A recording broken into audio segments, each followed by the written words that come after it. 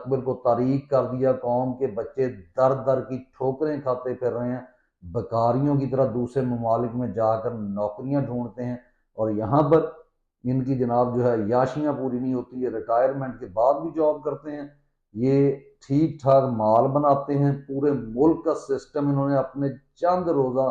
अयाशियों के लिए वो भट्टी में झोंक दिया है। बड़े से बड़ा इन्होंने सियासतदान जो कोई आया है उसको इन्होंने कभी बरसदे बरसरे इक़्तिदार नहीं आने दिया, रहने नहीं दिया, और ख़ुद ये कभी इक़्तिदार से अलग नहीं हुए। तो जी जनाब, जो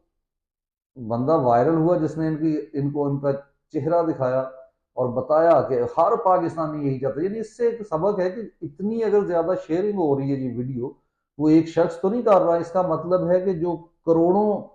लोगों ने इसको देखा, शेयर किया, वो सारे यही एहसास आपके लिए रखते हैं, यही जज्बात रखते हैं, और